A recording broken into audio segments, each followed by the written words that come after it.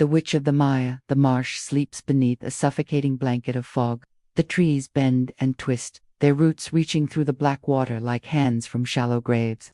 The world is still. Not a frog, not a bird, only the faint, constant drip of water, and the whisper of something old, moving beneath the surface. Then, a sound, a distant chant, broken and low. It isn't human. It isn't language. It's something older. A lantern flickers in the fog. Its trembling light reveals a man trudging through the swamp, Elias Wren, a preacher with tired eyes and a heart full of faith that's beginning to crack. He clutches a small silver cross in one hand and a worn Bible in the other. They said this land was cursed, that no light lasts here, that a witch walked these waters, speaking to the dead. I had to see for myself. Before her shadow spreads to Duskfield, lightning flashes. For one brief moment, Elias sees a tall figure standing in the fog ahead, motionless, antlered, watching. Then darkness swallows it whole. He breathes heavily, muttering a prayer under his breath as he pushes onward. The swamp opens into a small clearing. Twisted trees circle around what looks like a stone altar, half swallowed by mud and moss. Strange runes are carved across its surface, jagged alien symbols that pulse faintly with amber light. Elias approaches slowly. The mud pulls at his boots, thick and reluctant to let him move. He kneels before the altar and brushes away the grime with trembling hands. The air thickens, pressing down on his lungs. Elias, murmuring, "God help me."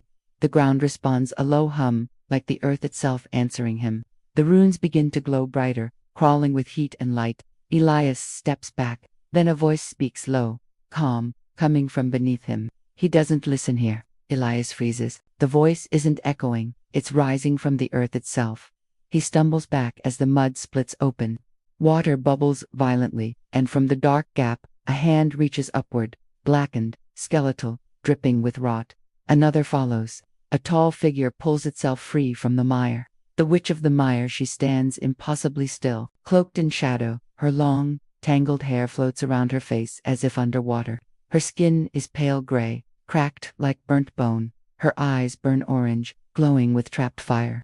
From her chest, a sigil of light pulses like a dying sun. "Which you came seeking salvation, but this land gives only rebirth." Elias lifts his cross, shaking.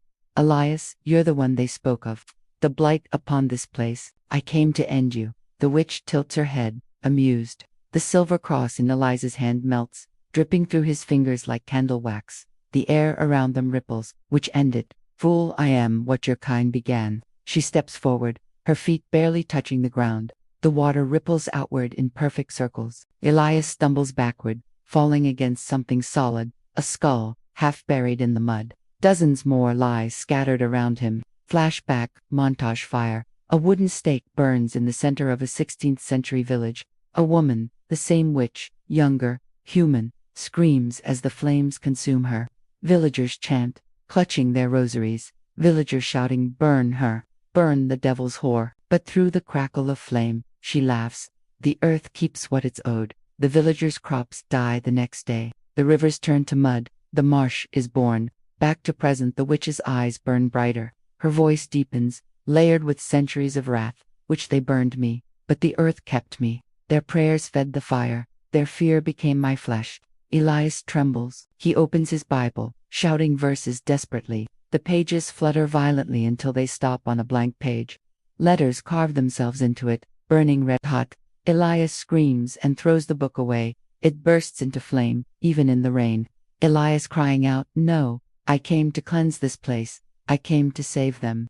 Which softly, "There is no saving what's already mine." The swamp stirs. Roots twist from the ground, wrapping around Elias's legs. He falls to his knees as the witch extends her hands,